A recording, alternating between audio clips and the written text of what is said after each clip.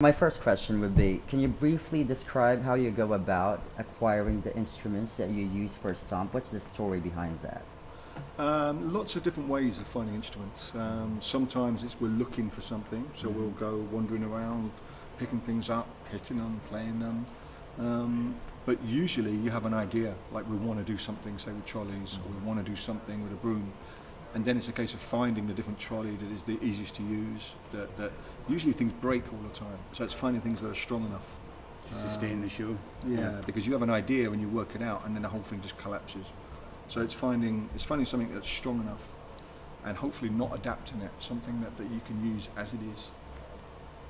Can you give me at least three of the oddest places or experiences or circumstances that you found stomping inspiration from?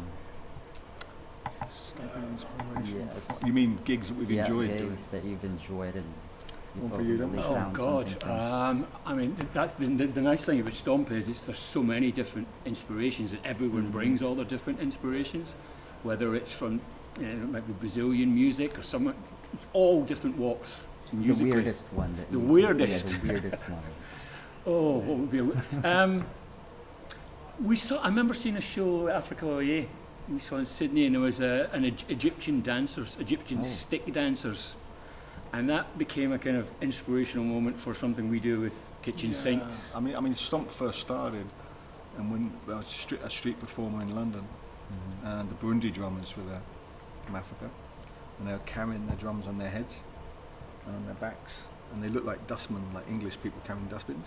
And that was one of the inspirations for Stomp. So that's where it came from. I thought, well, if we use dustbins, it will be our version of something. Can you tell me a little bit about your experience with the Fatboy Slim and you were hanging? Yeah, we do. Well, again, it was back in the day where you do a lot of percussion and stuff with DJs, and he would basically be on the decks, and I would be suspended upside down, hanging with lots of stuff for too long, for about an hour, and then he would play Stairway to Heaven, and the music would slow down, and everyone dancing would stop, and then I would start drumming, and then the music would kick up again, and the whole scene would kick back in. So. But it was a good time where you were experimenting with a lot of different things. So theatre, music, dance clubs, they all seemed to be experimenting with each other, which was a very interesting time. What's the first piece of advice that you give performers when they first start off performing for Stomp? The first piece of advice, I think, is to be themselves. I mean, we always say that in the audition process as well. It's very much for them to show a bit of their character. You don't, even though there's roles, there's 8 roles within the show, but it's how the person defines that role. Yeah, I think the best bit of advice I would give anyone starting on Stomp is to bring something into the show. So when we bring a new person in, it isn't to repeat something; it's to change something. So anyone who comes in to do the show has to bring them, and that changes the show again. So the show you see in New York is very different to the show you will see in Manila, because the people bring their own talent and their own stature to the show. Even though it's the same role. Even though it's the same role. Speaking of auditions, what would be the craziest thing that you've ever seen anyone do in auditions? People, but as Luke's just saying, because we're not looking for a carbon copy. Sometimes you do get people coming to auditions and you can tell they're trying to look like someone they've seen in the show. Andre Fernandez doing a somersault. I was just going to say, yeah, that's another one. Because we do auditions in a group environment, the people watching what the other person has just done before them will sometimes go to attempt that, and that can be spectacularly dangerous at times when it involves a backflip or forward flip, and someone might think, oh, I haven't done that since school, but I'll try it now. And nearly die. Nasty. I heard back there that someone actually ended her audition with jazz hands. We've had a few turn up with them, washboards. We've had jazz hands, we've had people do the splits and they can't get back up again. It's very painful when you hear a cracking sound and you realise that the ambulance needs to be called.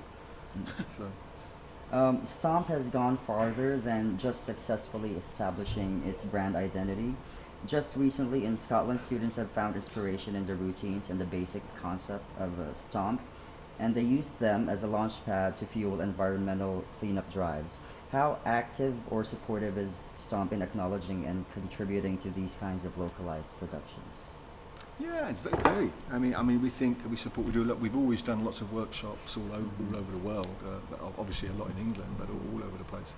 And whenever we can, we support any outreach programs and things like that. And the cleaning up cities. Yeah, New York. We did the clean up campaign. Moscow, we did that. New York, several cities where we've done clean up projects. Stomp Out Litter to be. Stomp Out Litter was a big campaign in New York because obviously I feel very at home in New York. It's like we've been there so long now, 20 years, that it feels like a second home, and it was great to work on that campaign. But yeah, we've done lots of things with Stomp in that sense. I mean, as long as it's done in a true way and not. Sometimes it's very politically driven and it's not actually doing any good.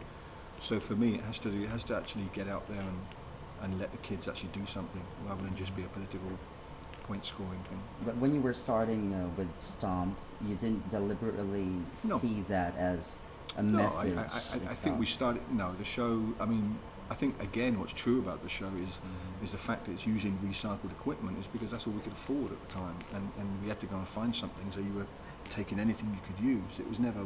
Stomp was never designed with a money or a budget or any funding. It was done literally out of in someone sitting in the back garden putting things together, literally, and carrying them to Edinburgh, and they all fell apart. I mean, that's how it worked. I remember them well. Usually, still got the cuts. Oh, it would cuts with your hands. Well, I mean, again, the nature of it, the props we use are not intended for what we do with them. So you have to find your own technicality using that prop, be it a broom or a pole or whatever. So yeah, there's lots of blisters and cuts involved along the way until you find technically how to use the prop. During the entire course of Stomp, was there ever an instance where you actually had to get rid of an instrument because it became too dangerous? We probably should have done. Yeah, actually, with the original poles with the shakers. We had the original poles, we had a shaker that fell apart. We did a thing with like scraper blades that was pretty dangerous. Like might kill people, so we stopped doing that. There's a few things. The first time we worked on the all barrels, we just had straps. We started with 6 people at the back, and it was like a race. And at the end of it, there was only one left. Everyone else just fell as they went forward like this. So a lot of it is trial and error. You get better. Yeah, the more we do it, the safer it gets. But nowadays, you have to be safe straight away. Back in the day, we could afford to break a leg. And I think with a lot of the props, there's always going to be an element of danger. It's minimising that onto the stage environment. I think that's one of the best things about Stomp is you don't know what's going to happen next. No, absolutely. That's the same for us on stage. The same right now. Who created newspapers? Because that's newspapers came. Australia. How did that come about? It used to be cards. It was cards. Yeah. The idea was to have the rhythm come from conversation, but not using words and using sounds, coughs and sniffs. So originally we had that environment with a group of people playing cards, and then we'd have the sniff and cards and playing. And then when we got to Australia, we thought, well, actually, it's better when people aren't making a movement and it just comes from that. So then newspapers came involved. And then the key role in that, the person who ad-libbed, that's just ad-lib. So whoever does that role puts their own voice into that and takes that form. Usually, how long does it take to complete a concept of a new routine for Stomp? What's the time frame? It really varies. Some of those concepts are still being worked on now. For 10 years, some of them are done in 3 minutes. So it depends on how an idea comes together. Sometimes you think of an idea, you put it together, and it just works, and that's it. Walk away. Other ideas you're still pulling at or don't quite like. Or the prop will have its limitations, and it will reach that point as good as it is, or as you say, you could still be discovering something by accident. It's purely magical the way that each routine is created. Well, you can only force so much when you only have one sound or one colour. I mean, you can really try and get dynamics, and eventually you'll find something within it. You'll push it into something. So you just have to work at it. They're not as easy as they look. I mean, people think you just get a load of stuff and make a rhythm and that's it. If it was, it would be great. But no, they take a lot of work, a lot of time. Apart from the new routines, we have frogs and then we have trolleys. What measures that you guys take to ensure that for the second time around when you go back to the Philippines, what measures did you take So if an audience member will see it for the second time, he will still see Stomp as a brand new experience. Cast. The main difference is the cast, Yeah. because every different cast member brings a new take on it. Their version of it is very different to someone else's version. So it's very. If you saw a show in London and you went to see the same show in New York, they're totally different shows. You'd enjoy very different experiences. So that's the main thing. The second thing is that we're always working on the show, always changing little things. And I'd say the third thing is when you first see Stomp, you look at it like this. Oh, yeah. But then you see it again, you start to watch the little bits in this and this. And that's why a lot of people like to see the show more than once, because it's a good show to see more than once. Are you currently working on a new routine? No. Right this minute. What? Yes. Okay. It's called Laurel and Hardy. If you are, can you give us a little bit of a hint? No, We're not. Not really working on a new Not one. at the moment, no. Oh, last question. You're good. Okay. I want to know more about what kind of insight does having a previous staging of Stomp in Manila in 2011 bring to the second staging of Stomp in the Philippines this coming June?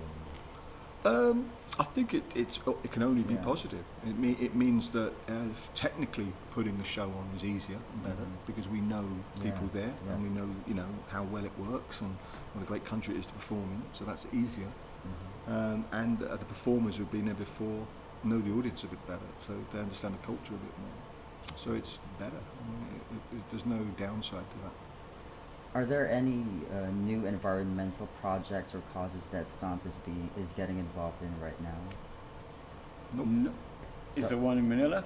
No, but I'm thinking that it would be a good idea if you could bring Stomp out with it to the Philippines. Yes, well, I think that would be lovely. Yeah. Especially, I'd love to. What I'd love to get involved in is cleaning up plastics. Yes. That's what I'd love to do because I great. We have a lot. You have a lot of a lot of plastics in the ocean. That's the thing I'd like to get involved in is cleaning up the seas. But we need to do Stomp underwater. Stomp, that would be a good tagline. Stomp goes underwater. How are we gonna create We've a been. sound? Oh, well, that would be a good routine. And we've done it We've already. done it. We've done it. You've done it. But we'll do it again. Okay, we're good? Yeah, we're- Okay, thanks. Patrick? Oh, With a cast? What do you have a cast? but they're set up already.